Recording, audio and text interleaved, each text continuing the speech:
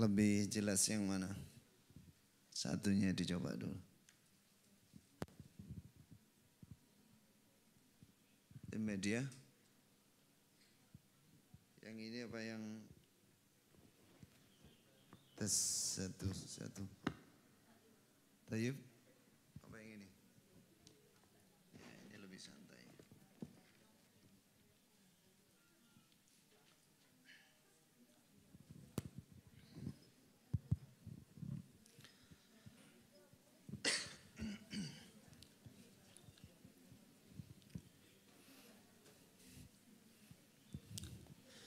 Bismillahirrahmanirrahim.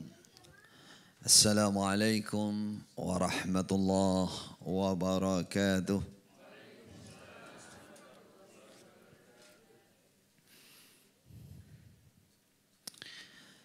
Bismillah. Alhamdulillah. Wa la ilaha illallah wahdahu la syarika lah. Wa ashhadu an la ilaha illallah.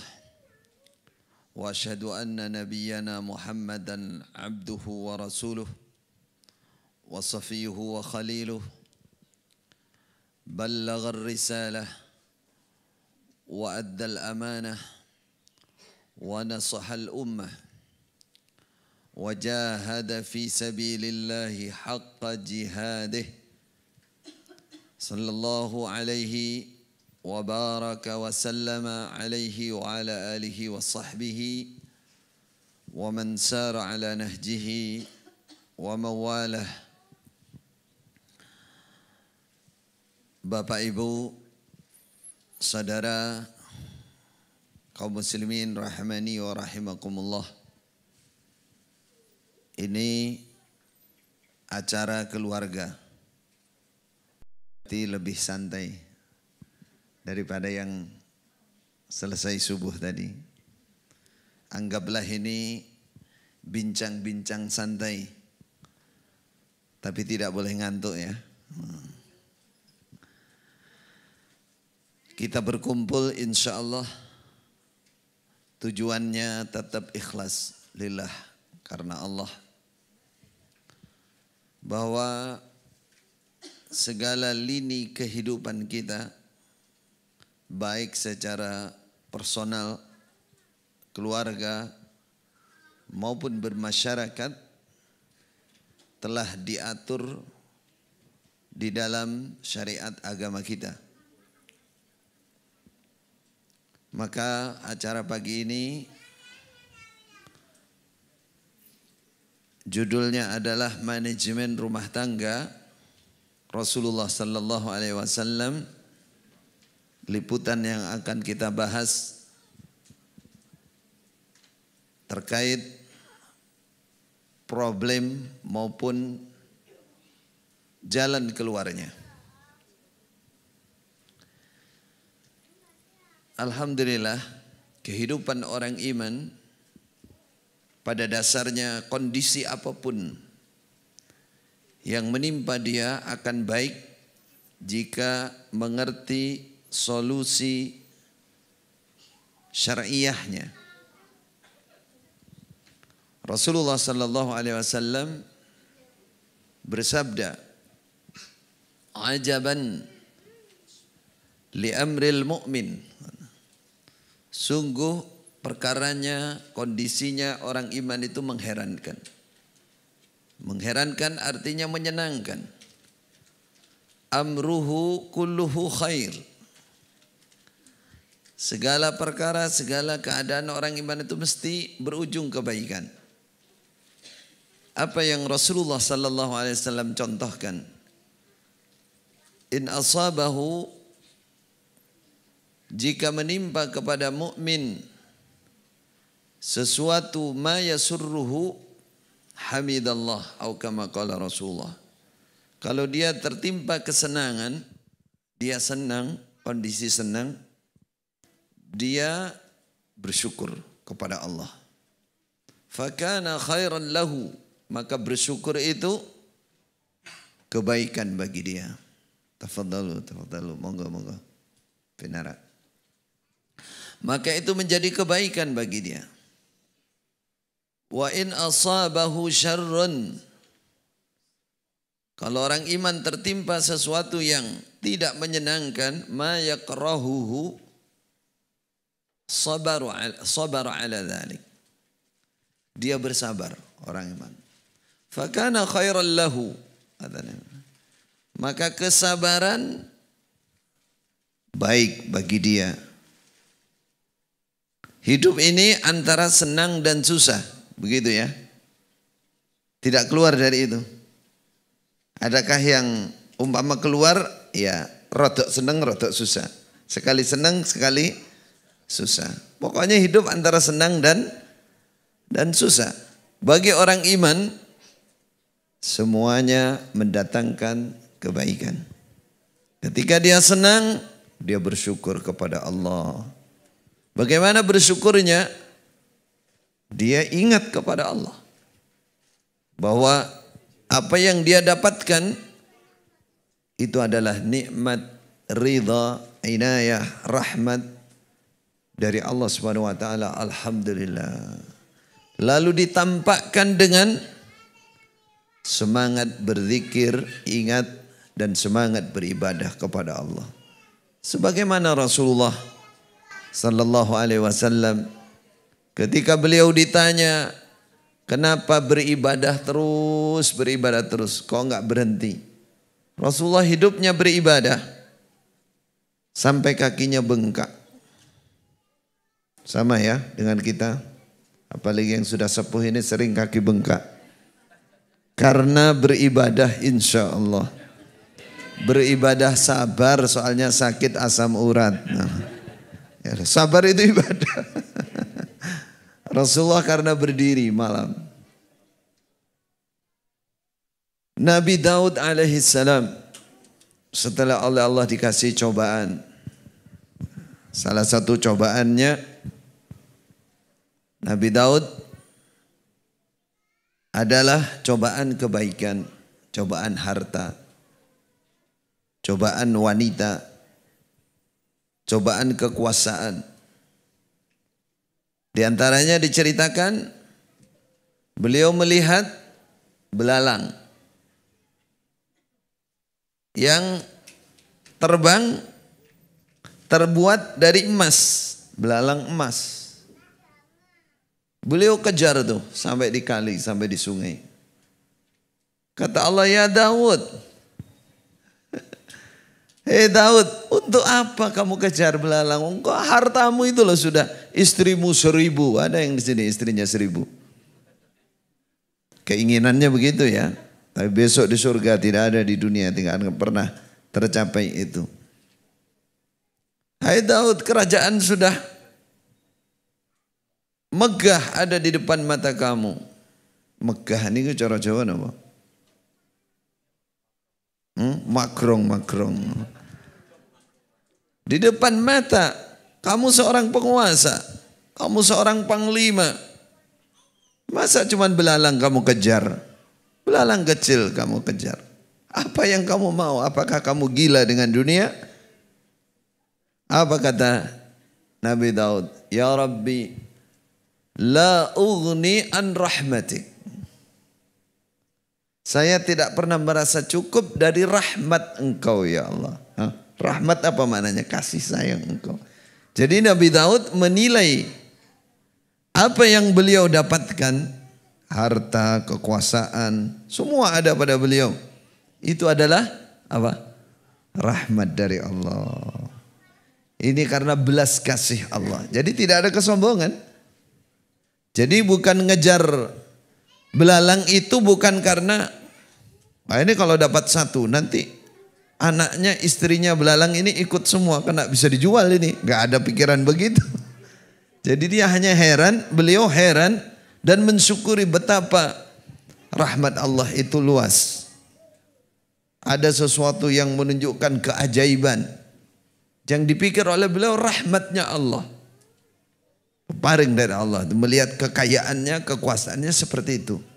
Ini kasih sayang belas Allah. Saya enggak pernah cukup dengan belas kasih Allah. Ya ayyuhan nas, antumul fuqara ilallah. Wahai manusia, Kalian orang-orang yang fakir tidak pernah cukup dengan rahmat Allah. Kalian membutuhkan rahmat Allah.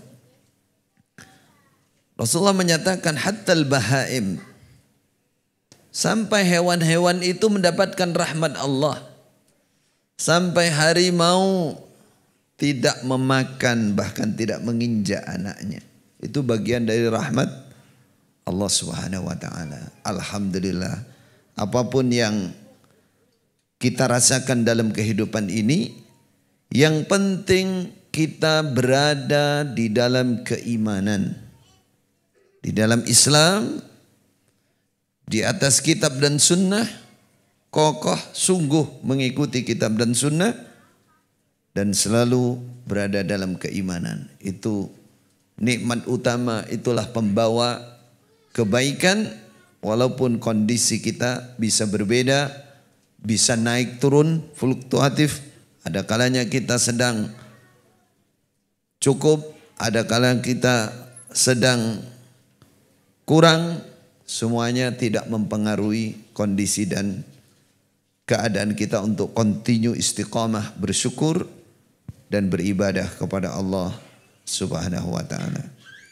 Alhamdulillah, syukran katsira Pak Haji Solehin dan Ibu yang telah mengundang kita semua, menyiapkan tempat untuk kajian ini.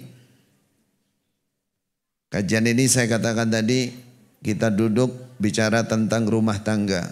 Berarti nadanya rodok kalem-kalem ya. Bukan nada khutbah ya. Baik. Agama kita, syariat Islam, sangat mementingkan masalah ini. Concern juga dalam masalah keluarga.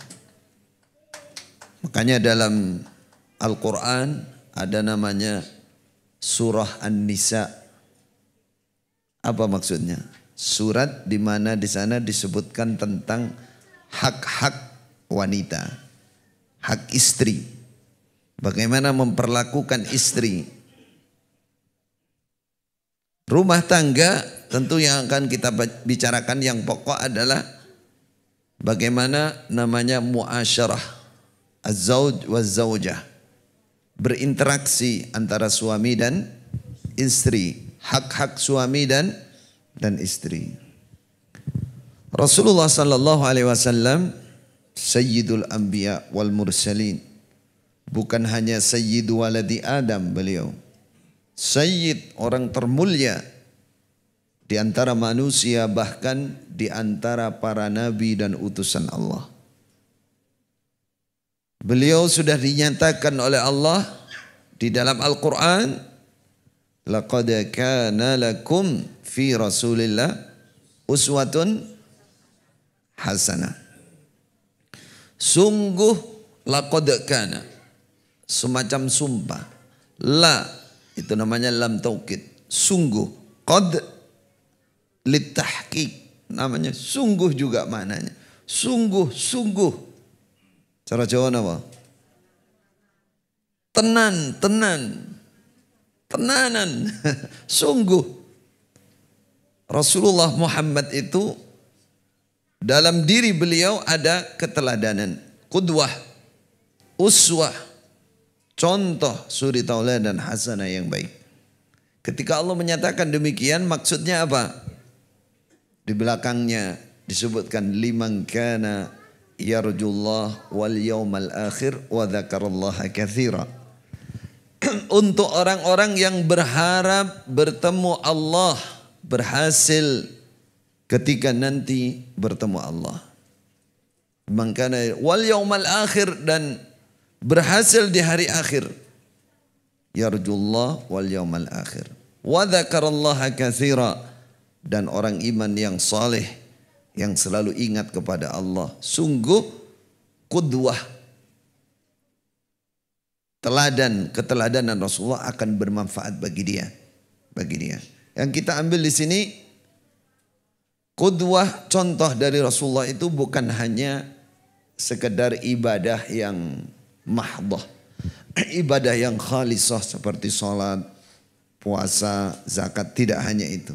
Bahkan dalam skala yang lebih sempit, dalam ruang yang lebih sempit lagi termasuk dalam keluarga, beliau sampai menyatakan, khairukum li ahli. Sebaik-baiknya kalian, maaf ya saya juga sandaran ini, santai kan kekeluargaan kita nih. Baru ini saya duduk santai gini nyampaikan.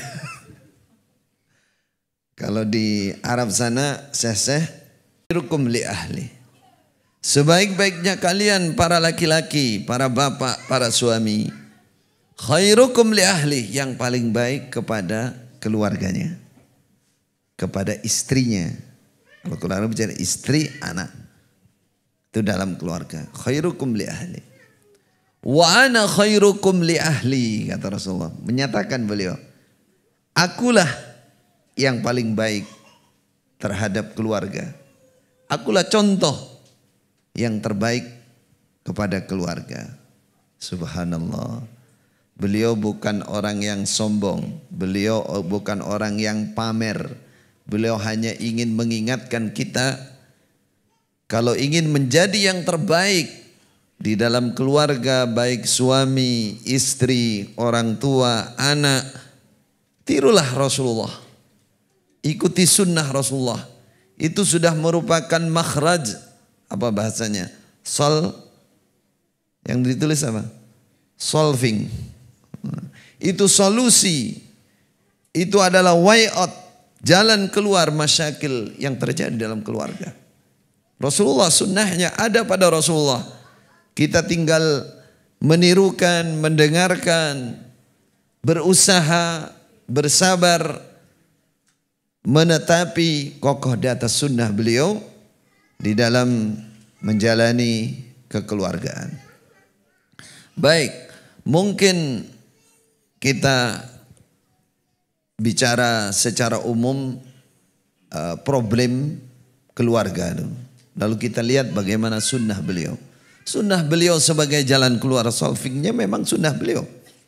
Bagaimana beliau di dalam keluarga. Mungkin yang sering dibicarakan, terjadi permasalahan di dalam keluarga. Saya sedikit menulis ini tadi. Ada 6 yang saya tulis. Mudah-mudahan terbaca semua nanti. Di antaranya adalah hilangnya perhatian, hilangnya sayang, dan kemesraan.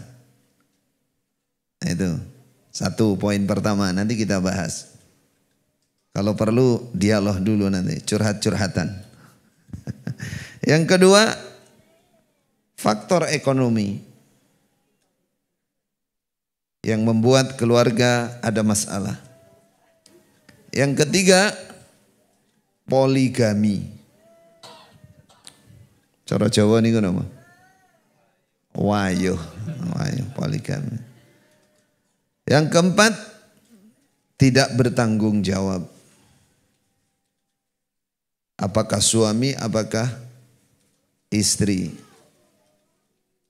Yang kelima, tidak tercukupi nafkah batin.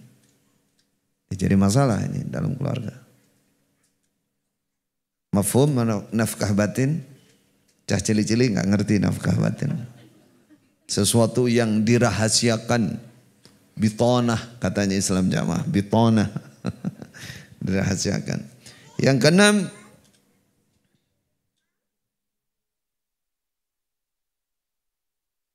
kondisi jauh kondisi keluarga yang jauh dari agama. Ini permasalahan terbesar nih, yang keenam.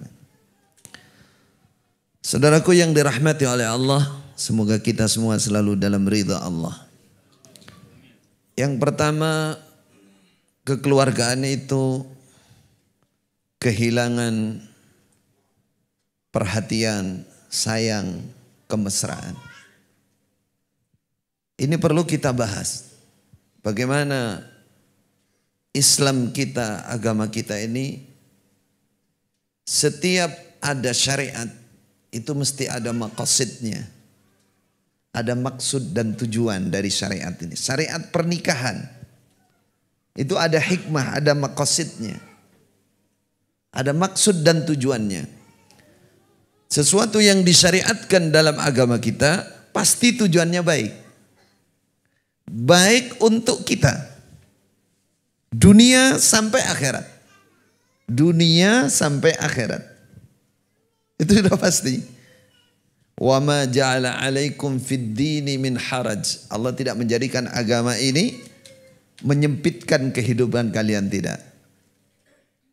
Yuridullahu bikumul yusra wala yuridu bikumul usr. Allah selalu menghendaki kemudahan untuk kalian. Allah tidak menginginkan kalian dalam kesulitan. Berkenaan dengan masalah syariat pernikahan ini, Allah sudah menyebutkan ada maksud dan tujuannya. Wa min ayatihi an khalaqalakum min anfusikum azwaja litaskunu ilaiha wa ja'ala bainakum mawaddatan wa rahmah. 3.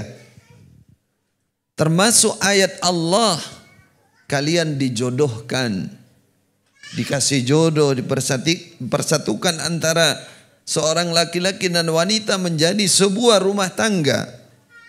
Apa tujuannya? Litaskunu ilaiha, supaya kalian laki-laki bertempat tenang, tentrem bersama jodoh kamu. Wanita juga demikian, yang disebut dalam ayat laki-laki, tapi maksudnya wanita juga.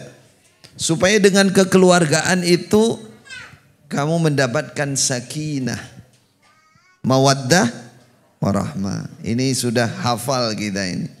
Tapi yang perlu kita tanamkan bahwa itu di samping takdir, kodrat, tapi di situ harus ada ikhtiar. Syariat itu mengisyaratkan tujuan kamu, pernikahan kamu itu adalah untuk ketenangan jiwa kamu, sakinah. Kemudian di situ ada mawaddah, warahmah. Mawaddah itu para ulama mengatakan itu gambaran cinta kasih, sayang, menyayangi, apalagi perhatian, mesra suami istri. Wah, ini kok ada mesranya ini. Nah, ini perlu kita bahas nih. Orang Jawa bilang kalau nasihat perkawinan kan begitu. Tumugi napa nih? Kaken-kaken, ninen-ninen, atut runtut, napa gandengannya? Atut runtut, bahagia, senang, mesra sampai menjadi kakek, menjadi nenek. Bagaimana caranya? Kalau mantan baru panggilannya say. Ada yang belakangnya yang, sayang, supaya ini bertahan sampai jadi kakek-kakek, nenek-nenek, walaupun nadanya sudah lain. Dulu say, sekarang say. Bagaimana supaya itu bertahan? Ketahuilah saudara, ini adalah maksud pernikahan dari Allah, dari Rasulullah. Jadi kalau kita tidak mendapatkan itu, yang salah siapa? Kita. Karena apa? Karena nggak ngerti tujuan syariat. Dan di situ ibadah kita di dalam keluarga. Itu ibadah, itu ganjaran, bukan ganjelejaran. Nek ganjelejaran itu kalau ganjaran tenan. Surga kita ada di situ. Sampai kaken-kaken, ninen-ninen. Ya, coba diingat dulu manten baru manggilnya istrinya apa. Itu jangan pudar, jangan hilang. Manggil suaminya apa. Ya. Yang, ya tetap yang sampai kakek-kakek, nenek-nenek nggak apa-apa. Walaupun nanti belakangnya ada tambahannya. Yang kong. Ada kongnya. Satunya yang ti. Yang penting kan yangnya nggak hilang. Lumayan kan. Subhanallah. Ibu-ibu, bapak-bapak ya. Ini agama loh. Ini kelihatannya begini, tapi agama. Bagaimana Rasulullah yang sudah berumur 53 paling tidak, 54 tahun menikahi Ibu Aisyah umur 13 tahun. Umur 9 tahun. Bagaimana beliau memanggil Ibu Aisyah dan bagaimana Ibu Aisyah memanggil Rasulullah? Ada yang tahu? Ya Humaira. Subhanallah, itu panggilan lebih di atas sayang. Wahai si cantik, kalau bahasa sekarang, si manis. Padahal ya ireng, gak apa-apa. Bojone ireng celokane si manis.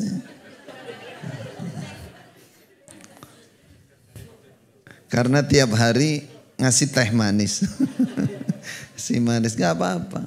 Hitam gak masalah. Kan lumayan black sweet katanya. Nah, hilang sweetnya karek blacknya. Gak apa-apa, gak masalah. Subhanallah. Panggilan. Kita lupa dengan sunnah ini. Dengan sunnah ini. Atau malu. Atau malu.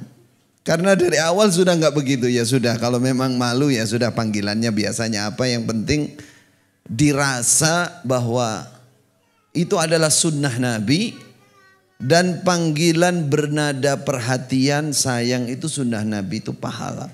Ya Humaira. Kadang kalau kita baca hadis itu ada ya Aisyah. Bukan ya Aisyah. Bukan sudah ya Aisyah, asal Aisyah. Kita kan begitu toh. Nek muring-muring, nek butuh ngono enggak. Bu lah. Nek butuh. Nek pas gak butuh, bu. Apa yang ngono? Ya, sekarang kita kurangi, kita belajar. Belajar. Solusi, sunnah itu solusi sudah pasti. Dan itu untuk kebahagiaan kita. Nah, itu baru berbicara. Artinya Islam kita ini juga berharap kemesraan suami istri, ya, kasih sayang, saling perhatian, itu menjadi tujuan syariat. Kita pernah tahu bagaimana Rasulullah balapan jalan kaki. Pernah dengar kan? Kata Ibu Aisyah, ketika beliau masih agak muda, saya kalau jalan kaki bersama beliau, saya ketinggalan. Saya kalah. Tapi ketika beliau sudah gemuk, beliau kalah. Apa kata beliau ketika kalah? Dan bukan lari ya, jalan cepat. Dan cepat.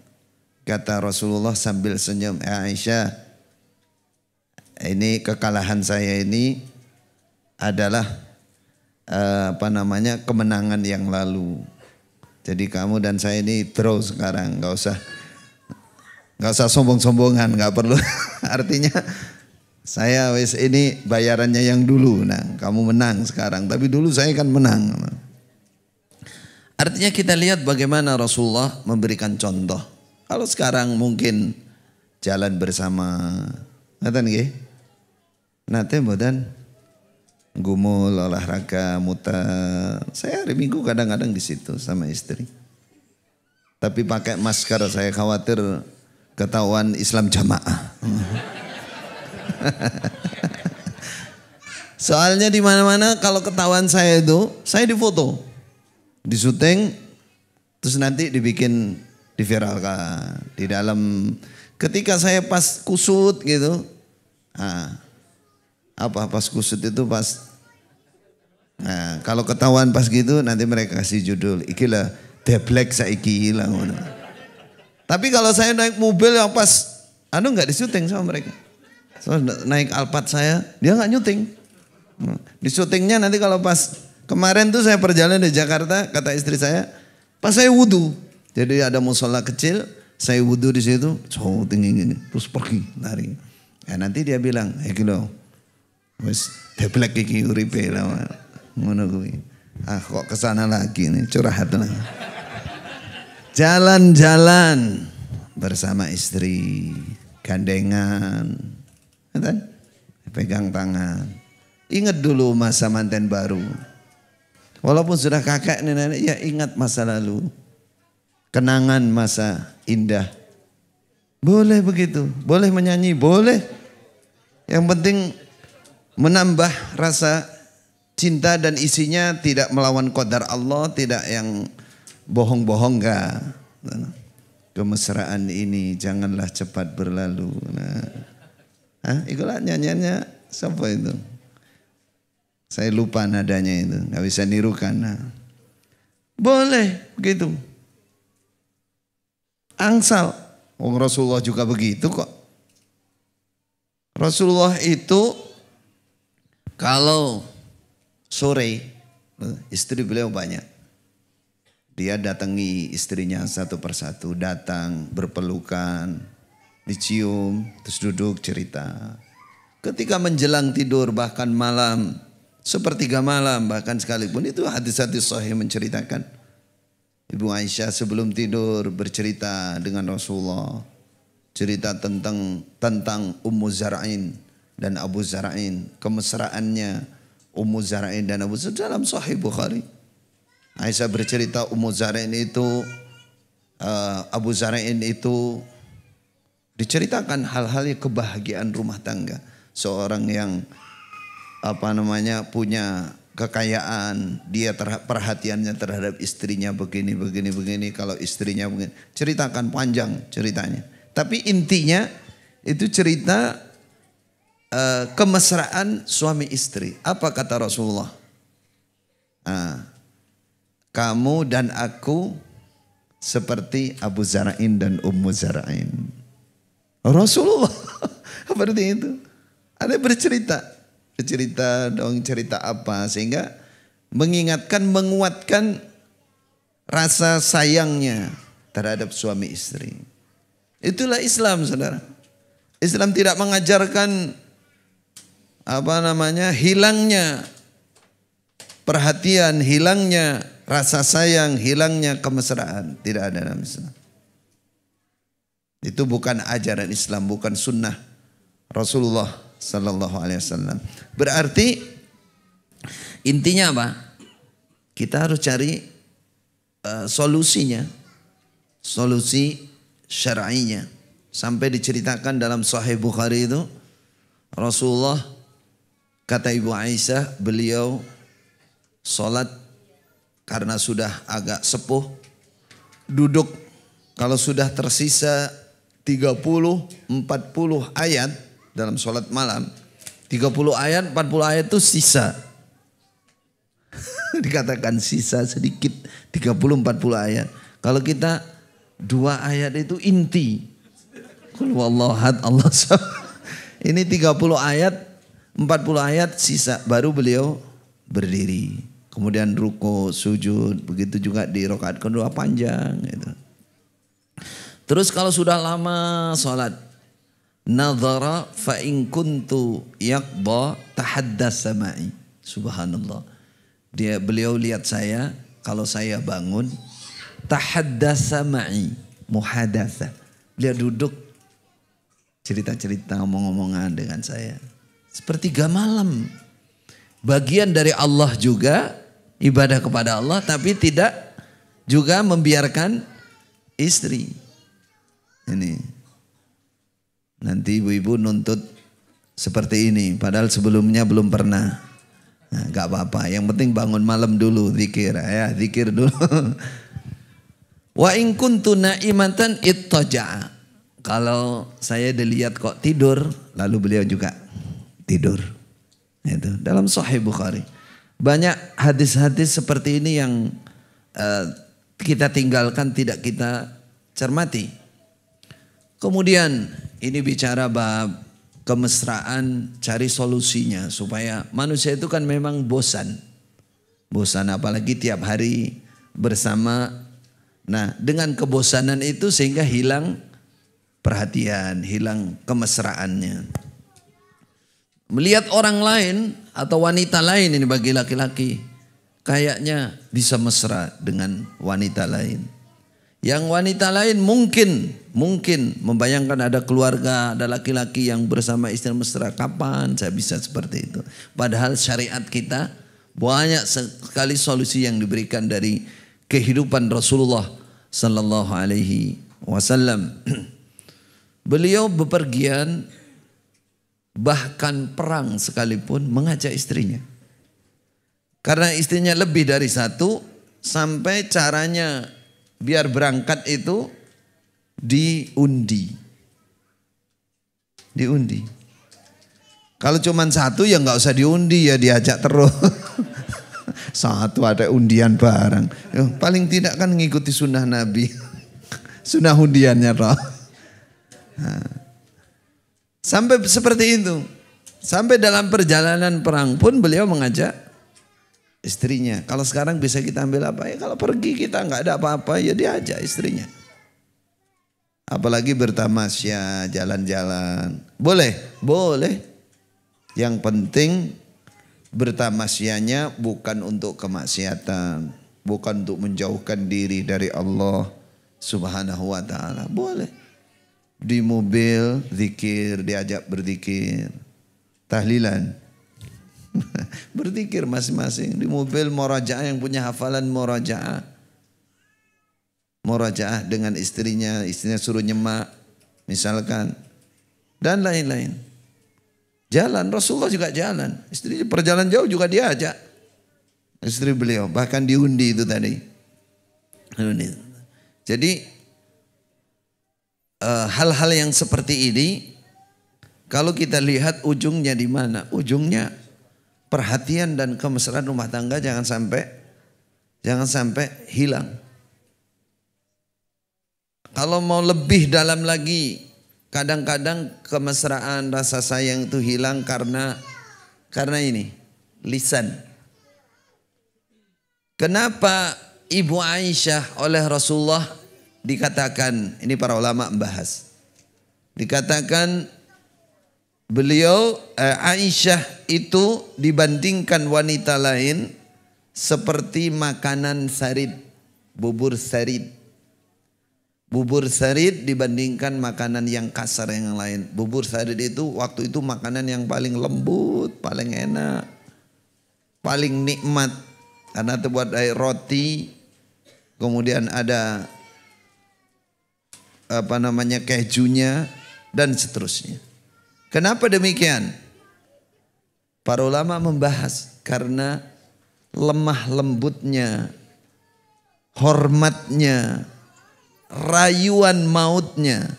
Apa rayuan maut? Rayuan maut tapi enggak dusta. Kan ada orang ngerayu itu dusta, enggak. Jadi dia memang dengan suami itu bahasanya baik, bagus, nek cara Jawa mah. Boso, nadanya ya juga enak didengarkan. Sehingga suami itu kadang-kadang enggak pandang wajahnya, sudah lemah lembutnya sikap itu membuat tadi menimbulkan sakinah tadi, ketenangan. Masa memperlakukan suami kalah sama tukang minta-minta. Nek karo wong njaluk-njaluk sampai boso. Nggih Pak, benjing mawon nggih, mboten enten niki monggo. Boso karo pengemis. Giliran karo bojone ora iso boso. Wah ini syai'un maklub, kuali. Ibu Aisyah kan bubur sarid. Karena di samping beliau memang cerdas, Ibu Aisyah itu hafal Quran, hafal syariat. Juga sikap dan tingkah laku serta bahasanya itu menyenangkan. Makanya Rasulullah ketika sakit, beliau sakit. Orang sakit itu kan yang sangat diperlukan itu apa tuh? Perlakuan kan, sikap, bahasa. Itu beliau mesti nanya, kapan aku ke Aisyah, kapan gilirannya di Aisyah. Karena beliau merasa lebih terobati. Artinya dalam rumah tangga itu bahasa itu juga harus diatur. Lebih dari itu kalau untuk wanita berhias, ya, berpakaian yang menarik, ya, Walaupun sudah nenek-nenek, mungkin kalau perlu suaminya perlu berpakaian seragam SMA, ya silakan. Tapi dalam rumah jangan keluar rumah. Kalau mohon maaf, kalau sudah nenek-nenek seragam SMA jangan keluar rumah. Hanya menyenangkan suami aja. Ya. Dan jangan sering menghadap. Nanti kalau menghadap kan jadi seragam SMA, mungkin suaminya ada orang aneh-aneh begitu ya. No. Nah, makanya berpakaian itu yang menarik, jangan ya pakaiannya bisa bagus, nyetil bagus kalau keluar rumah. Di dalam rumah, subhanallah, ya apa senengnya yang dipakai kayak gombale mukio, warnanya gak jelas. Mohon maaf kalau ditambah ambune. Nah, ini nggak bener ini, nggak bener. Dan ini bukan rumah tangga Islami. Rumah tangga Islami itu bersih, rapi, wangi. Itu. Nah, apakah ini untuk wanita saja? Tidak, laki-laki juga. Kata Ibnu Abbas, hei laki-laki, kata Ibnu Abbas itu sahabat Nabi, sepupu Nabi, dia ya orang alim, dia juga orang kaya, sampai kebunnya di Taif itu, kalau sekarang miliarder, orang kaya Ibn Abbas. Beliau mengatakan, hei laki-laki, ya rijal, jammilu, berhiaslah kalian, sebagaimana kalian senang istri kalian berhias. Ojo ngongkon bojone tok, ya awakmu ya. Podo. Jadi apa istrinya? Mungkin istrinya senang kita pakai apa, kita pakai. Suaminya senang istrinya pakai baju apa. Itu solusi, itu dari Rasulullah, bukan kita ngarang, dan itu dalam kenyataan seperti itu walaupun hal yang remeh. Coba kalau jenengan lihat istri hari-hari, omongannya kelihatannya nadanya halus tapi menyakitkan hati. Kerasan nggak di rumah, Pak? Buatan kerasan, ngempat. Padahal baiti jannati, seharusnya rumahku adalah surgaku. Ya, kita semua tidak ada yang sempurna. Kita ini hanya berbicara, pertama inilah sunnah Nabi. Kalau kita banyak kekurangan dalam hal itu, kita perbaiki bersama. Tidak ada yang sempurna.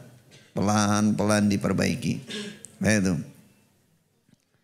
Relax, hidup jangan tegang terus. Apa tegang terus ini?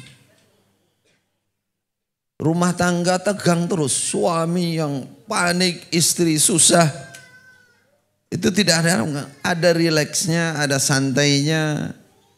Coba pernah dengar nggak bagaimana Rasulullah ketika melihat orang bermain pedang di masjid, orang hitam. Kalau sekarang tontonan yang tidak maksiat ya. Bagaimana Ibu Aisyah saat itu? Kata Nabi, kamu ingin melihat? Iya ingin, sini di belakangku. Pipi atau dagu Ibu Aisyah di sini, nempel ke pipi beliau. Coba. Ada enggak yang sekarang kakek-kakek, ninen-ninen nonton apa gitu nempel pipinya? Nah, di rumah. Sekarang banyak tuh, ada TV, ada YouTube, ada, yang penting nggak maksiat yang ditonton. Kan hidupnya kan enak kan, relax, senang gitu. Nggak kok uring-uringan pagi siang malam nonton dewe-dewe, HP ini dewe-dewe, madep rono. Ini sunnah apa ini? Sekali waktu begitu memang dibuat, suasana itu dibuat supaya kemesraan itu tidak hilang. Karena itu tujuan maksud dari apa? Pernikahan. Namanya muasyarah zaud. Sampai dalam hadis itu ada bab khusus bagaimana berinteraksi antara suami dan istri, suami dan istri. Itu. Sampai mana tadi bahasan kita? Ini bicara masalah poin pertama tadi ya, bahwa dalam keluarga sering terjadi masalah karena sudah kehilangan rasa sayang, rasa perhatian, kemesraan. Ini jangan hilang. Ini nggak cocok dengan sunnah Nabi. Khalifah Umar terkenal garang apa tidak? Garang. Setan aja ketemu Khalifah Umar ngalih saking takutnya. Garang dalam kebenaran ya Khalifah Umar. Tapi coba bagaimana kehidupan keluarga beliau? Apakah beliau segarang itu? Tidak, beliau mengikuti sunnah Nabi. Ya, pernah di zaman kekhilafahan beliau ada ru'yahnya deblek ngadepi bojone. Wes pokoke awan rino wengi ngalah apa? Beratlah hidupnya ngadepi istrinya, enggak kuat dia. Lalu dia punya pikiran, wes tak laporno Khalifah Umar, khalifahku, ben seneni kula. Karepe ngono kuwi. Jalan ke rumahnya Khalifah Umar. Dekat pintu Khalifah Umar lagi diamuk bojone. Apa. Tapi nggak ada suara perlawanan sama sekali, meneng. Diem aja. Kata dia, loh, isin aku harap laporan nih. Apa sih yang harap tak lapor ke wong Khalifah Umar aja segarang itu diam kata. Diam bukan arti kalah nggak ngelawan, bukan itu. Yang dimaksud setelah rajul itu malu dia pergi. Pergi katanya ta'al. Rajul ta'al. Sini. Ada apa? Khalifah Umar tahu ada orang datang terus balik. Nggak lama balik. Katanya dia Khalifatul Rasul. Wahai imam. Wahai ya khalifahnya Nabi. Saya itu mau melaporkan istri saya. Lah kenapa istrimu? Lah sering saya diamuk terus ya. Karena benernya wong. Kata Khalifah Umar. Kata dia setelah saya dengar panjenengan lagi diamuk juga kok diam, saya malu mau lapor. Banyak yang dinasihatkan oleh beliau, tapi ada satu kata-kata yang beliau katakan begini. Ya, kita sebagai laki-laki ini harus sering memaafkan istri. Dari mana supaya kita bisa memaafkan dia? Kamu ingat kan? Dia yang melahirkan anak kita. Dia hamil sampai melahirkan, pertaruhannya itu nyawa. Itu gara-gara kita. Kan gitu kan. Samain guyung apa? Gara-gara sampean nih kok. Gara-gara kita. Makanya di Malaysia itu kalau rumah sakit bersalin itu rumah sakit korban lelaki lah.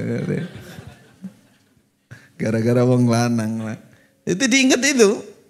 Baru kamu ingat kasihan sama istrimu. Gak akan kehilangan rasa sayangmu. Ingat itu. Dia sampai Khalifah menyebutkan dia yang mengurusi anak kita. Yang sing rambut anakmu ila sopo kecil. Lawakmu le coba jajalan. Ya, nunggoi anakmu sedina ya ngeluh kok ya. Pemane anaknya aktif dan susah dia tuh wah berat. Jadi dia tiap hari begitu. Dia yang mencucikan baju kamu katanya. Dia yang memasakkan kamu. Masa enggak kamu maafkan kalau cuma gitu-gitu aja. Apalagi kesalahan ada pada kamu. Dia cerewet itu karena kamu. Nah itu kamu yang harus merubah. Ini untuk suami. Nasihat untuk para suami. Nanti para istri sendiri. Jangan nanti pulang terus ojo ngelawan Pak. Tamu ngelawan gak udah karo sunai Nabi. Mosok Khalifah Umar aja gak ngelawan sampean ngelawan. Nah, itu keliru. Artinya laki-laki sabar kalau mendapati hal-hal yang masih bisa ditoleransi dimaafkan saja. Bagaimana memaafkannya? Melihat pengorbanan, penderitaan istri itu dipikirkan juga. Jangan dihilangkan itu. Jangan dihilangkan. Rasulullah menyikapinya kurang lebihnya juga seperti itu. Di samping beliau memang pribadi beliau orang yang sangat belas kasih kepada siapapun. Nah, itu kurang lebih bahasan yang pertama. Jadi kita jangan kehilangan itu, ikuti sunnah Nabi. Yang kedua, terkait masalah ekonomi. Nih, banyak rumah tangga yang berantakan bahkan gara-gara ekonomi. Rasulullah sudah mengingatkan dari awal, ya. Ya ma'syaras syabab, man istata'a minkumul ba'ata falyatazawwaj. Hei para pemuda yang punya biaya untuk menikah, segeralah menikah. Kalau tidak punya biaya, kata Rasulullah, wis poso ae. Poso ae. Artinya di situ yang kita ambil isyarat bahwa orang berkeluarga, terutama laki-laki, dari awal sebelum nikah itu sudah diingatkan oleh Rasulullah. Kamu punya tanggung jawab. Jadi kamu pikirkan itu. Cari biaya untuk pernikahan dan selanjutnya juga kamu pikirkan. Ar-rijalu qawwamuna 'alan nisa bima faddalallahu ba'dahum 'ala ba'din wa bima anfaqu min amwalihim. Min amwalihim. Ini bicara laki-laki. Dari awal sudah diingatkan. Bahkan dalam sebuah riwayat Rasul mengatakan iltamisur rizqa bin nikah. Iltamisu, carilah, berusahalah cari rezeki dengan menikah. Artinya kalau kamu mau menikah, sudah menikah, cari rezeki itu, jangan diam. Yang jadi masalah, istri gegeri suami, biasanya suami malas. Ini yang umum ya. Aras-arasen. Gak mau bekerja. Gak mau berusaha. Tapi ada juga yang suaminya sudah pagi siang malam. Bahkan berkecukupan. Seono kurangnya ya ada. Itu nanti dibenahi dari sisi kewajiban wanita. Tapi ekonomi, kaitannya dengan ekonomi keluarga itu, agama kita juga mengingatkan, memotivasi, cari, ikhlaskan niat, cari rezeki. Sudah dijanjikan oleh Allah bahkan, wa ankihul ayama minkum wassalihina min ibadikum wa imaikum iyakunu fuqara. Kalau mereka, kata Rasulullah sebelum menikah, firman Allah, kalau mereka itu asalnya fakir, terus berusaha dengan nikah dia berusaha mencari rezeki, yakunu fuqara yughnihimullahu min fadlih. Maka Allah akan membuat kaya dia dengan keutamaan dari Allah. Intinya begini, intinya rezeki dicari. Dicari, bahkan itu menjadi modal kita untuk berdoa kepada Allah, bertawakal. Ya Allah, saya punya istri. Ya Allah, saya punya anak. Engkau memerintahkan menikah. Saya sudah menikah. Rasulullah memerintahkan supaya banyak anak kalau bisa. Iya kan? Rasulullah kan begini. Kata Rasulullah, tazawwajul walud al-wadud. Kalau kamu menikah, cari wanita yang suka beranak. Cara Jawa mohon maaf, manaan. Dari mana tahu? Keluarganya lihat, kalau saudara tulure wakil lah golek ana iku. Dan al-wadud, yang dia punya rasa cinta, sayang, perhatian kepada suami. Fa inni mukatsirun bikumul umam. Aku akan memperbanyak umat lewat kalian. Lewat lahirnya umat-umat Islam. Ini. Jadi mencari rezeki itu adalah kewajiban. Bagaimana istri? Istri membantu, mendukung, melancarkan. Bahkan ikut bergerak. Ketika Fatimah datang kepada Rasulullah sallallahu alaihi wasallam minta pembantu. Minta pembantu. Datang kepada Nabi. Karena dia mendengar bahwa Nabi mendapatkan tawanan perang, bawa ke Madinah. Itu kan jadi budak pembantu. Ketika datang tidak bertemu dengan Rasulullah sallallahu alaihi wasallam, tapi bertemu dengan Ibu Aisyah. Fatimah sampai dalam sebuah riwayat menceritakan menunjukkan tangannya yang kapalan. Ada kapalnya tangannya. Kenapa? Menggiling padi, menggiling gandum dan lain-lain. Artinya kan membantu suami bekerja juga. Putri Rasulullah, bahkan itu putri yang paling disayang oleh Rasulullah. Kalau Fatimah datang, beliau berdiri, dipeluk, dicium, didudukkan di sebelahnya. Ketika tidak bertemu Rasulullah, lalu beliau datang, disampaikan oleh Ibu Aisyah bahwa Fatimah datang meminta pembantu. Lalu Rasulullah malam mendatangi Fatimah dan Ali. Mereka berdua sudah tidur, sudah mulai mapan tidur. Kata Rasulullah, jangan bangun. Rasulullah duduk di antara keduanya, dipegang kakinya, kasih tahu. Dan intinya karena tidak ada pembantu saat itu, ini di samping tarbiyah lebih cinta akhirat daripada dunia, tapi beliau punya perhatian terhadap anaknya. Beliau mengatakan, maukah kamu saya ajari doa, zikir yang lebih baik daripada pembantu? Mau. Jadi beliau datang menghibur. Akhirnya diajari apa? Siapa yang ingat? Berzikir setelah sholat dan menjelang tidur. Subhanallah, alhamdulillah, wa la ilaha illallah, Allahu Akbar. Masing-masing dalam sebuah riwayat 10 dan riwayat lain ada 30. Artinya kita bagaimana Rasulullah melihat putrinya ikut kerja. Beliau tidak bilang, Ali jangan ikut kerja bojomu itu. Enggak begitu itu. Ketika Asma binti Abi Bakar bertemu dengan Rasulullah sallallahu alaihi wasallam di perjalanan. Asma sedang di kebun panen kurma dan membawa.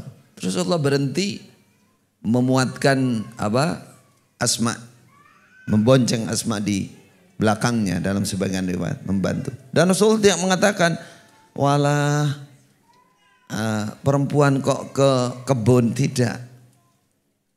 Tidak mengatakan seperti kalau seperti itu berarti kan salah wanita bekerja. Ternyata tidak, apalagi membantu suami. Itu artinya dalam rumah tangga, dalam Islam itu juga dimotivasi untuk mencukupi ekonomi keluarga. Laki-laki sebagai orang yang lebih kuat, lebih leluasa harus bergerak mencari sehingga meminimalkan permasalahan yang terjadi. Nah, yang ketiga tentang ini masalah sensitif sekali ini ya, poligami. Tapi ini perlu dibahas karena terjadinya perang dunia di dalam keluarga gara-gara tidak mengerti syariatnya poligami. Pokoknya angger kawan kawin aja laki-laki. Apalagi di tempat saya dulu, alhamdulillah saya selamat karena saya mengerti syariat poligami itu seperti apa. Lalu mereka diantaranya pokoknya sampai di sana ada istilah nikah bitonah, nikah rahasia. Ya sudah, wanita kalau sudah geger sedikit cerai, tinggalkan. Nanti nikah lagi di mana, sembunyikan. Itu sungguh menyalahi syariat agama. Nah, bicara tentang ini bagi laki-laki dulu ya, laki-laki dulu. Sangat jelas ayatnya. Kalau Anda melanggar ayat ini, maka pasti timbul kerusakan. Pasti. Karena Allah sudah sangat jelas mengingatkan. Wa in khiftum alla tuqsitu fil yatama fankihu ma tabalakum minan nisa mathna wa thulatha wa ruba'. Fa in khiftum alla ta'dilu fawahidah. Kamu laki-laki boleh menikah 1, 2, 3 atau 4. Jangan dijumlah. 1 tambah 2 tambah 3 tambah 4. Piro ikut terusan. 2 tambah 3, 6 tambah 4, 10. Lah, ada yang begitu karena memang lafadznya di sini pakai waw. Dan di Madura itu ada kiai. Ada kiai keramat, istrinya 10. 10 enggak kemen-kemen, wayu-wayu ya, cantik-cantik. Satu rumah. Dan majelis ulama pun enggak berani, polisi pun enggak berani. Karena ini wali. Nah, dia kalau ditanya pakai ayat itu. Kan boleh 1 plus 2 plus 3 plus 4. Ya kan? 1, 2, 3 plus 3, 6 plus 4, 10. Gak berani. Gak berani pakai ayat juga. Nah, di sini Allah mengingatkan, fa in khiftum alla ta'dilu, jika kamu khawatir takut tidak dapat berbuat adil, fawahidah, maka 1. Khiftum itu pertimbangannya untuk laki-laki hati. Artinya kamu sudah mampu, walaupun kamu mampu, nafkah lahir batin mampu misalkan. Tapi hatimu khawatir nanti kalau saya nikah saya nggak bisa adil. Jangan teruskan. Berarti itu sebelum apa? Sebelum nikah, sebelum berpoligami. Lihat hatimu ini, mampu nggak? Kamu kan bisa perkirakan. Aku kuat enggak? Tatak enggak? Kalau enggak, jangan bergerak. Nah, berarti nyalai ayat. Kalau nyalai ayat pasti timbul masalah, timbul kerusakan. Itu 1, itu paling penting ya. Kemudian perlu diingat bagi laki-laki, Rasulullah mengingatkan namanya tarhib. Tarhib itu agar kita memperhatikan betul supaya tidak terjadi. Kata Rasulullah, man kana lahu zaujatan famala ila ihdahima jaa yaumal qiyamah wasyikuhu mailun. Hadis sahih rawahu Abu Daud. Siapa yang punya 2 istri lalu dia condong tidak adil kepada salah satunya, maka besok hari kiamat datang dengan berjalan miring. Dengan kertas orang mati separuh kena stroke. Di lapangan kan banyak yang jalan yang gini-gini. Waliyadzubillah, semoga Allah menyehatkan kita semua. Pantas nggak dilihat? Artinya cacat di depan Allah. Kalau Rasulullah menyebutkan seperti ini, harus ada perhatian dari laki-laki. Ini bicara yang sudah mampu nafkah lahir batin. Yang ini bicarakan yang mampu nafkah lahir batinnya ini loh. Kekhawatiran tidak berbuat adil saja, apalagi nanti kelakon tenan gak adil tenan, siksa itu di hadapan Allah. Nah, kalau kita dikasih kabar penakut begitu, perhatikan itu, jangan hanya mengutamakan apa agak kasar, jangan diteruskan birahi nafsu saja, jangan. Rasulullah tidak mengajarkan seperti itu. Kita tidak mengajarkan. Apalagi, perhatikan, apalagi tidak mampu nafkah lahir atau batin. Bagaimana tidak mampu nafkah lahir? Memang tidak mampu dia. Gak bisa dia kerja hasilnya untuk istri 1, anak 6 misalkan, cukupnya untuk itu. Memaksakan diri menambah, itu jelas melanggar. Karena dia tidak mampu nafkah lahirnya. Tidak mampu nafkah lahir batin, nafkah batin nggak mampu. Nah, ada begitu memaksakan. Nah, itu akhirnya apa? Akhirnya timbul geger dalam rumah tangga. Nah, itu jelas ya. Jadi di sini aturan ini dari Allah dan Rasulullah Sallallahu Alaihi Wasallam, jika tetapi maka itu akan menimbulkan kebaikan. Tapi jika dilanggar maka yang timbul apa? Kerusakan, hidup tidak enak, bukan sakinah, tapi kebalikannya. Bukan kehidupan rumah tangga menjadi sakinah tambah baik tadi, tambah kacau. Kalau kacau ibadah tidak tenang, apa-apa tidak tenang. Apa tujuan hidup dibikin seperti itu? Rugi kita, rugi kita.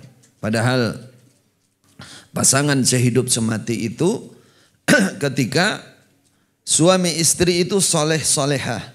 Soleh solehah itu kadang kita pandangannya dikira wong sholat tok, itu enggak. Soleh solehah dalam segala hal. Dalam berkeluarga juga soleh solehah. Istri penuh ketaatannya, keriduannya dengan suami. Suami penuh perhatiannya kepada istri, keterangan. Ini soleh namanya.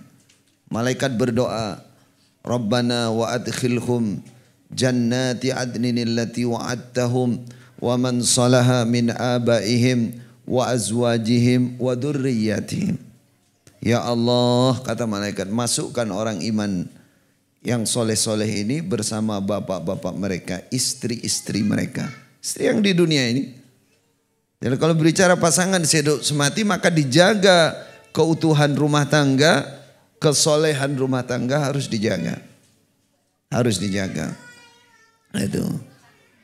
Demikian ya, karena memang secara umum masalah timbul itu dalam poligami karena suami ini berubah, berbeda atau tidak memenuhi syarat itu tadi.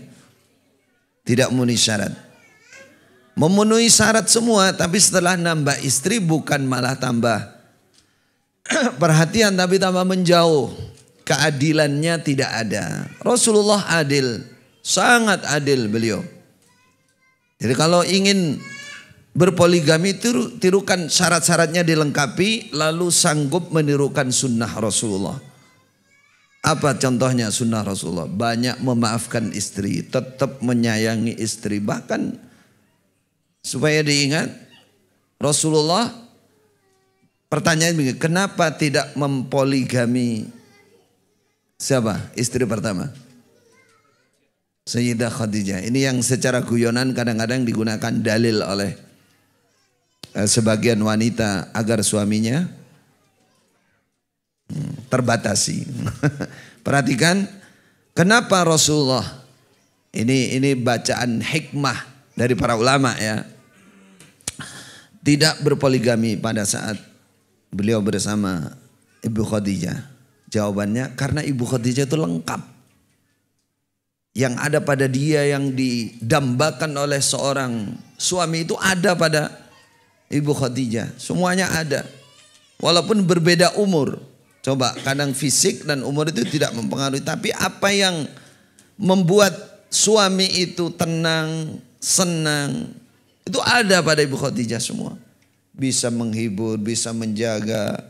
Ya, bisa membantu mendukung perjuangan suami. Mengerti apa yang ditakutkan oleh suami.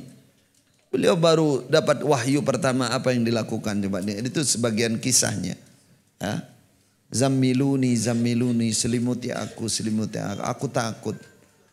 Tidak hanya diselimuti, tidak hanya dikasih minum air yang hangat, makanan yang enak.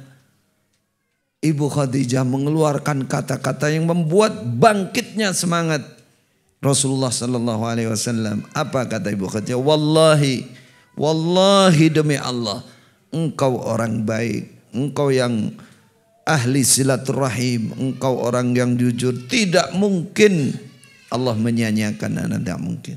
Jadi bangkit semangatnya.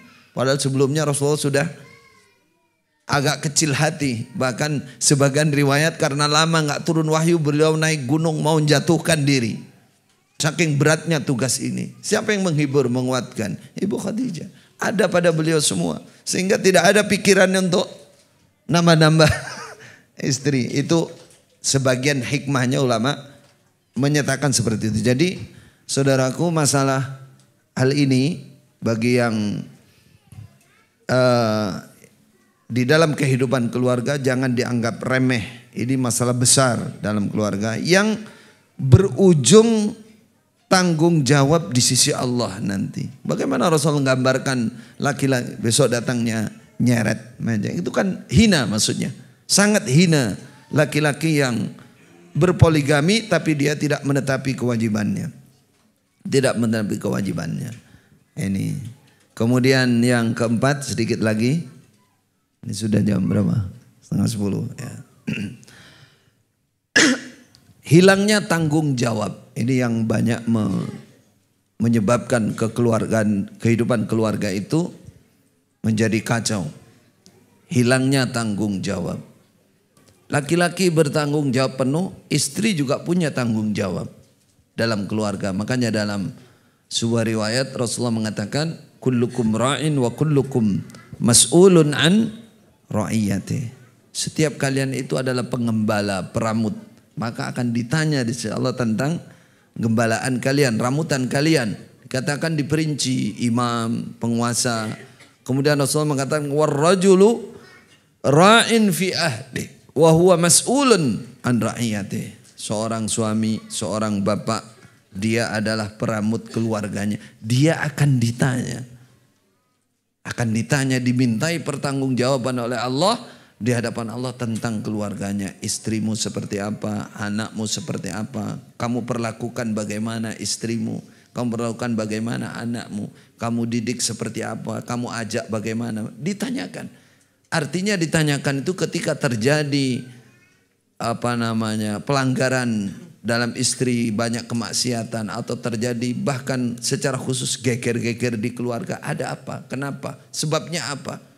Kenapa kok jadi bercerai? Kenapa kok jadi begini, jadi begini? Itu besok ditanyakan oleh Allah. Maka harus bertanggung jawab penuh. Ar-rijalu qawwamuna 'alan nisa. Laki-laki tadi memberikan nafkah lahir dan batin, memberikan tarbiyah, pendidikan yang baik kepada istrinya. Sampai Rasulullah mengatakan istausu bin nisa'i khaira. Rasulullah mengatakan istausu, kamu sering ingatkan istri kamu. Sering diingatkan. Karena wanita itu kalau Rasul diciptakan dari tulang rusuk, di mana tulang rusuk itu bengkok. Kalau kamu terlalu kasar patah. Tapi kalau kamu biarkan, kata Nabi, ya bengkok terus.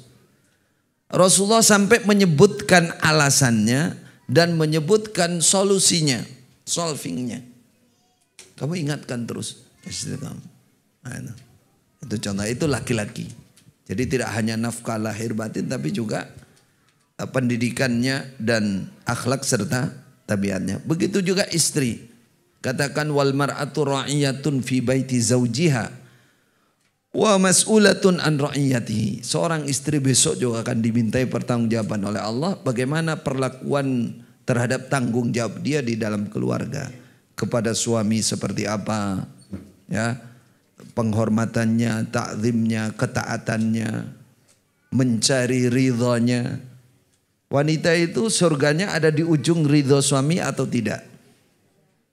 Idza shallatil mar'atu khamsaha wa shamat syahraha. Dalam sebuah riwayat ada penutupnya wa ata'at zaujaha. Salat, puasa, kalau zakat itu urusan suami sampai, kecuali kalau dia punya harta sendiri. Zakat istri suami yang ngurusi. Ditutup dengan salat, puasa, taat kepada suami. Qila laha udkhilil jannah haitsu masyi'ti. Silahkan kamu masuk surga dari pintu mana kamu mau. Masya Allah, cek gampang ya, kata orang yang mengomentari. Laki-laki mencari pintu yang banyak bebas masuk itu wangel. Yang sudah pasti itu Khalifah Abu Bakar. Sudah pasti. Nah, kalau laki-laki biasa susah. Lah wanita cuman sholat tertib, puasa tertib, zakat urusan suami, terus taat kepada suami. Ternyata apa saudara? Balasannya silahkan bebas surganya. Kok gampang men? Ternyata yang ketiga ini yang tidak mudah. Nggih, ibu-ibu yang tidak mudah. Ternyata yang ketiga ini wa ta'at zaujah ini yang berat perjuangannya. Padahal itu pertaruhan. Kata Nabi, ya itu pintu surgamu ada di situ. Idza matatil mar'atu wa zaujuha anha radin, dalam sebagian riwayat. Ketika ada seorang wanita mati, terus suaminya dalam keadaan ridho kepada dia. Bukan ridho karena dia mati, bukan. Alhamdulillah. Nah, itu berarti enggak ridho itu. ndang golek bojo mana lah, berarti gak seneng. Ridho itu artinya merasa kehilangan dengan ridho. Ridho artinya apa ya bahasa lainnya? Jadi tidak ada rasa marah kepada istrinya, senang, bahkan merasa kehilangan, ini istriku yang salihah, yang baik. Dia itulah pasti surganya kata Rasulullah. Wanita pasti surganya. Nah, inilah sekilas tentang tanggung jawab suami istri. Jangan kehilangan tanggung jawab sebagai suami istri. Yang kelima terkait nafkah batin. Ini juga jadi penyebab dalam keluarga. Nafkah batin istri tidak tercukupi, ditambah poligami. Wah, ini parah ini. Bapak-bapak, ya, ini syariat ya, syariat.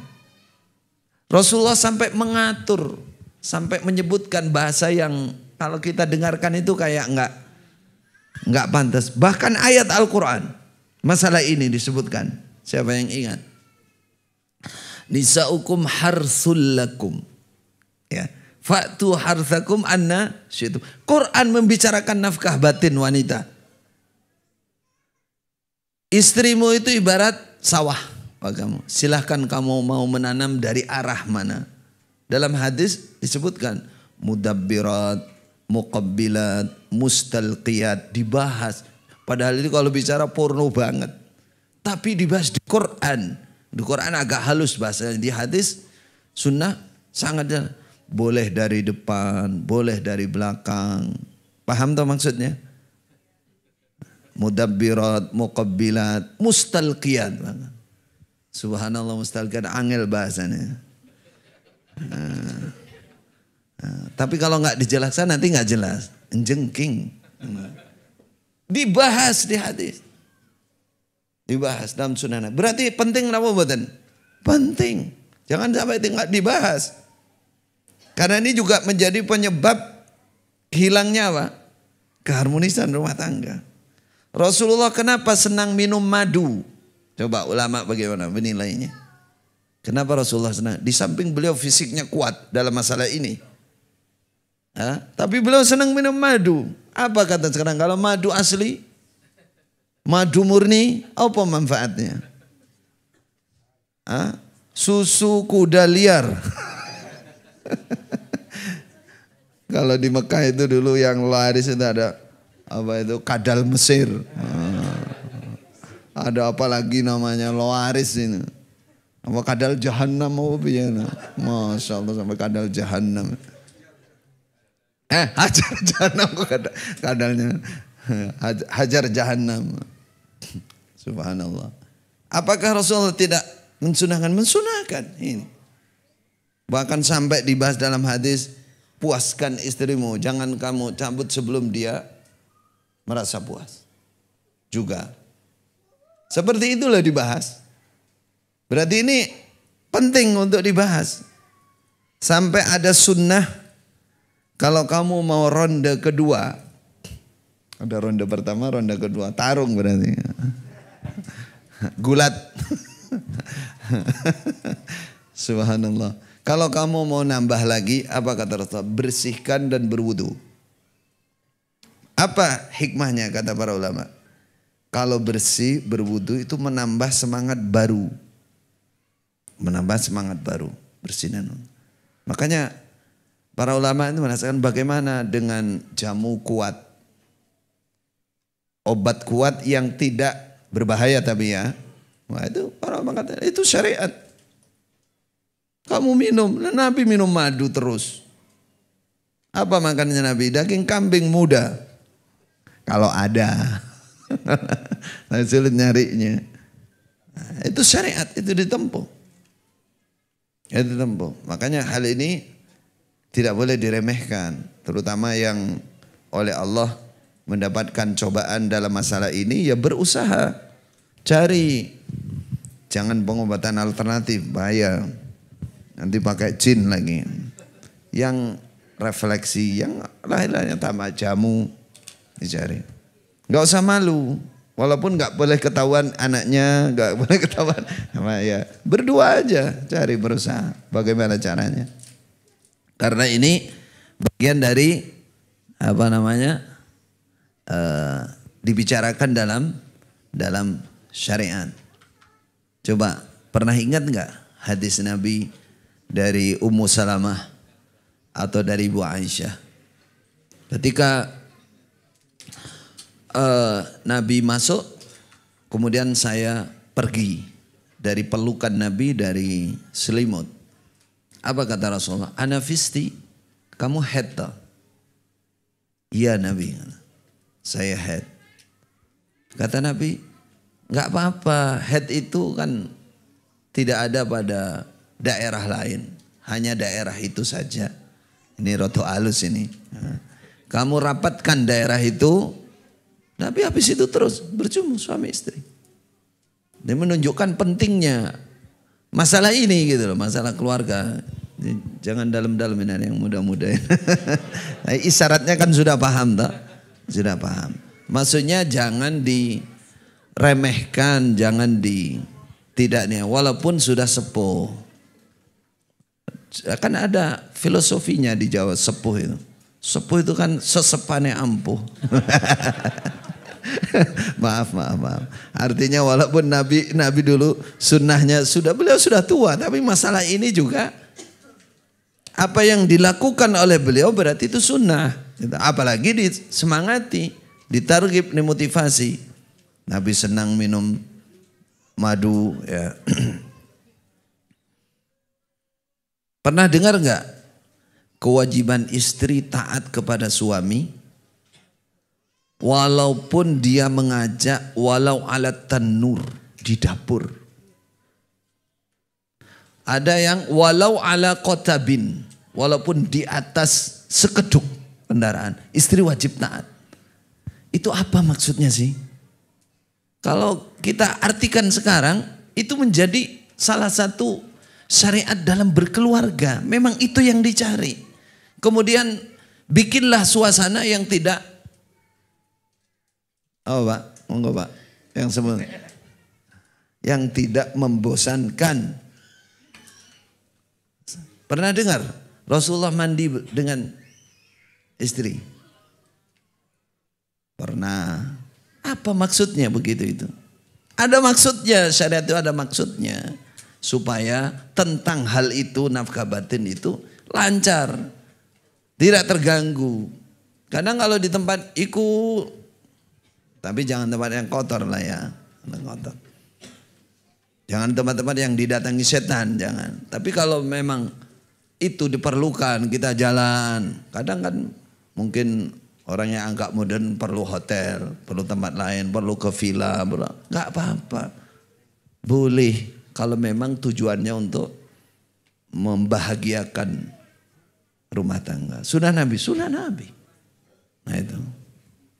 Jalan ke villa sendirian, nggak ngajak istri. Mau foto-foto sama istrinya orang. Orang lain maksudnya bawa istri, dia nggak bawa, tenang-tenang aja. Ini aib ini laki-laki. Mangan enak, kirimkan sampai di rumah, mangan tempe karo tahu aja. Nah ini menyedihkan ini, menyedihkan rumah tangga seperti ini. Jadi cari kondisi, keadaan, suasana yang baru. Terakhir penutup, makanya sudah agak nih. Hiduplah dalam ketakwaan. Bagaimana kondisikan, ini solusi paling jitu. Karena Allah menjanji, karena di sini ada janji-janji Allah. Keluarga yang penuh ketaatan kepada Allah Subhanahu wa taala. Nanti Allah menurunkan berkah dalam keluarga itu. Apa yang dijaga? Ibadahnya. Ya. Sampai Rasulullah mengatakan, mendoakan rahimallah, semoga Allah menyayangi seorang suami yang bangun malam lalu dia ngambil air nyirati istrinya. Cari sing kesel disirati gak mempan njupuk sak gayung.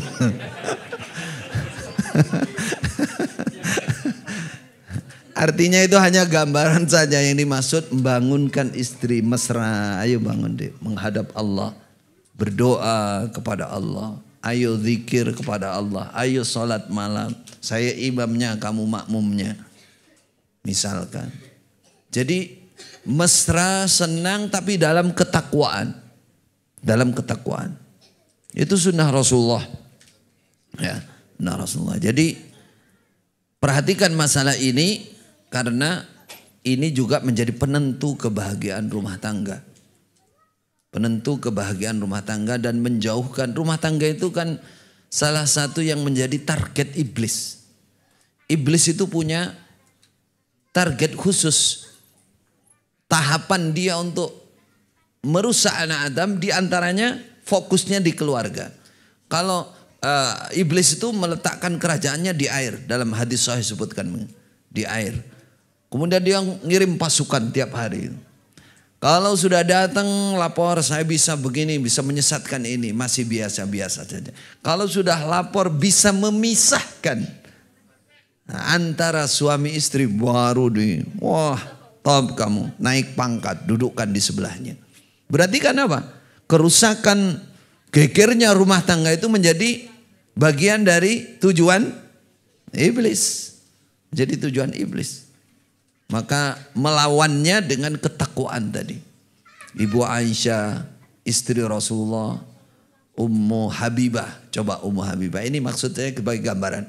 Setelah subuh, zikir pakai kerikil atau biji kurma dalam riwayat yang lain. Sampai menumpuk, menggunung. Ketika Nabi balik agak siang, Nabi nanya, kamu dari pagi duduk di sini? Istri Rasulullah. Kalau istri sekarang kalau suaminya sudah soleh kan kadang-kadang mengandalkan kan. Allah bujuku wis. Aku tak bagian turu aja enggak. Zikir. Bagian apa namanya? Ketika Rasulullah balik, kamu dari pagi zikir di sini. Iya katanya. Sudah menggunung itu. Apa namanya? Kerikilnya atau biji kurmanya. Hitungan zikirnya. Kata Rasulullah, saya ajari doa kamu 1 kali 2 kali ngalahkan ini semua.